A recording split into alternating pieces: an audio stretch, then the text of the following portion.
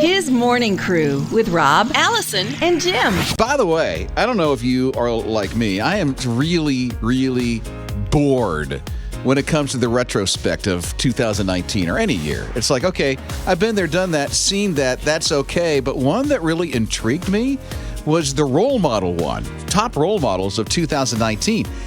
What wild guess would you have are top role models of 2019? First thing that comes to my mind, I was thinking, it's going to be a bunch of sports celebrities and athletes and actors, but it wasn't. It really wasn't. It turned out to be real life people. I mean, on the top of the list are coach, teacher, mom, dad, these type of people, even manager and bosses, and the pastor or the youth leader at a church turned out to be the top role models, even with some good advice, like from these role models, never give in to critics, always be proud of who you are, be yourself, love yourself, fight for your dreams. These are the kind of things that are coming out of these role models that are real life people. Once they mention celebrity or an actor, the rest of them are real life people, family, friend, coaches, youth pastors, stuff like that. So it makes me think, who has been a real-life role model for you at 800-447-7234? I know. I'm getting tired of seeing my name all over the place, Of needing a role model? Oh, yeah, that's what I meant. Yeah. Actually, Jim is a remarkable role model for a lot of people. Yeah. If you ever come out to any of the events that his radio is at, people go after Jim and Allison. It's absolutely amazing to watch. Well, you really do. We owe Jim, them money. No, you don't. You don't. You touch their lives, man. You literally make a difference in all these people's lives that hear you every single morning. Mm-hmm. I'm sorry. What do you think sorry about? You're a real-life role model. Sorry they don't set the bar higher. Rob, Allison, and Jim. Love to tell you about Ethan. Ethan was driving home with his dad, and he noticed a young man, a boy his age, playing basketball. But he was playing with no shoes on whatsoever. So Ethan looked at his dad and said, "Stop!" They come to an abrupt stop. Ethan rolls down the window and goes, hey, why are you playing without any shoes? And the boy just told him that's all he knows. He doesn't play with shoes on at all. He came to New York City just the day before, so they really don't have anything. So Ethan runs into his apartment, and then he comes back out with a pair of shoes and socks and gives them to this young man. Just like that.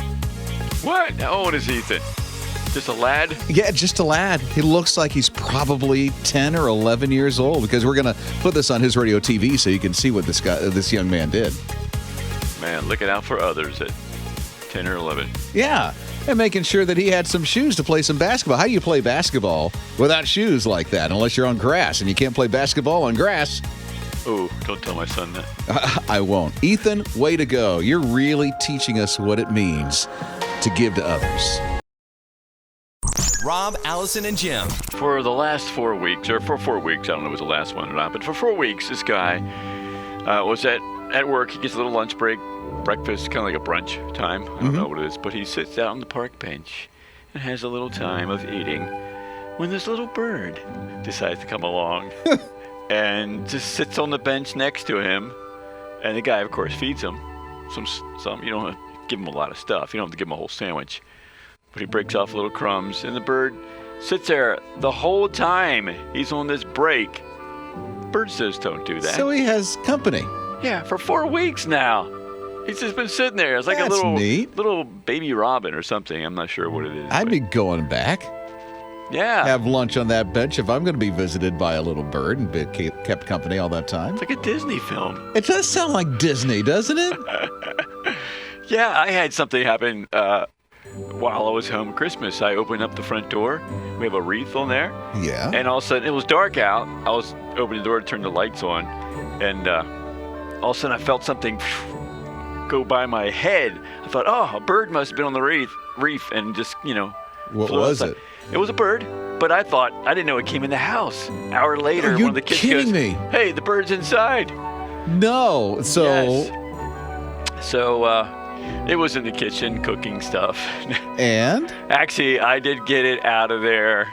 It was, I forgot what kind of bird it was. It was just a bird. It was in our dining room. How'd you get it out? Well, it kept flying around. I just kind of like walked toward it. Wasn't free like this bird. It wasn't sitting on a bench next to me. So I like moved to it and it would fly to another section. I was trying to keep it from flying upstairs because once it goes upstairs, game over, huh? Yeah, we'd have to move out, keep it with the bird. But I kept the front door open and I just finally just kind of approached it and it flew out.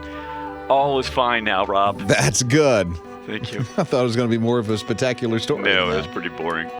Mornings with Rob, Allison, and Jim. Thomas and Shayla were at the Houston Livestock Show and Rodeo. You were there, Rob, weren't you? Oh, yeah, sure. Go every single year. Well, you might have seen this happen. Okay, what did I see happen? There was this elderly woman who was having trouble getting, because it's like a stadium. It's like a stadium. Mm-hmm. So you got those steep steps, and so she was having trouble getting down to her seat.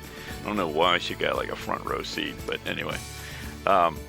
So this Thomas noticed he's a off-duty fighter. Mm-hmm. So he's used to helping people. He's got a heart for others.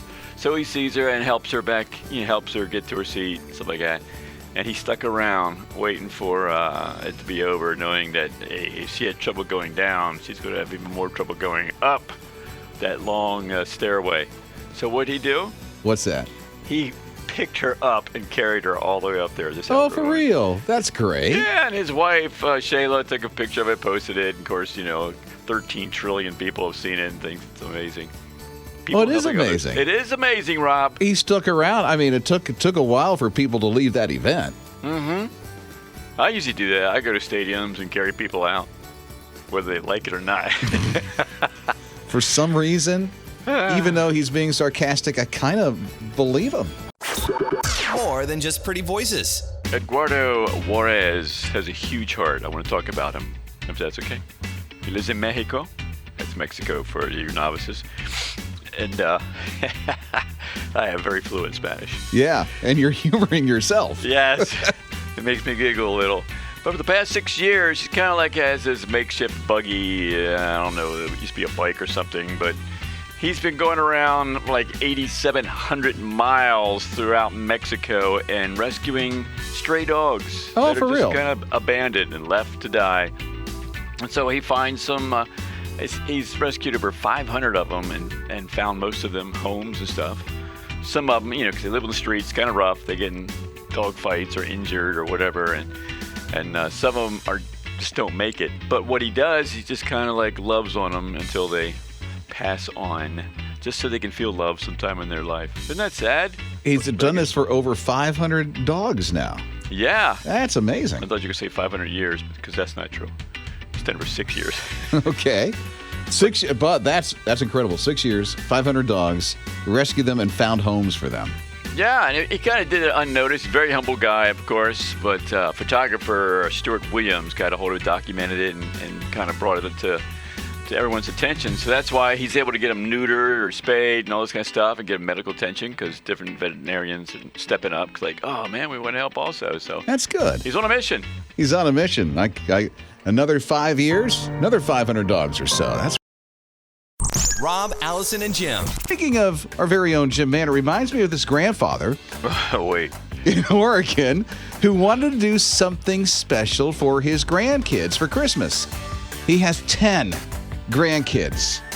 So listen to their reaction when he presents all 10 of them with their Christmas gift.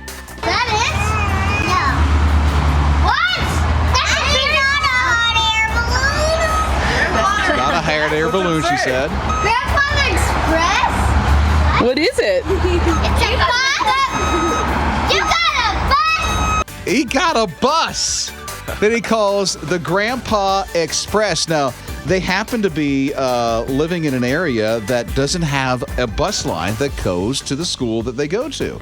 All the kids go to a Christian school, and so he decided, here's what I'm going to do. I'm going to buy a bus. It's a really small bus. It's yellow. He put Grandpa Express on the side of it, and now every morning he's going to pick up all 10 grandkids and bring them right to school, since it's all the same school.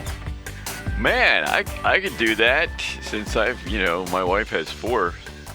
But that's 4 for school her buses. business. But I don't have grandkids either. Not yet. There's also that. Not yet. That'll happen soon. Soon? Yeah. Well, isn't Michael seeing this one girl? And I think that, she could be it. Yeah, he's still in Canada, and her 7 brothers haven't He's meeting the family, isn't beat he? him up yet, so it's a good sign. He's meeting the family. Yeah.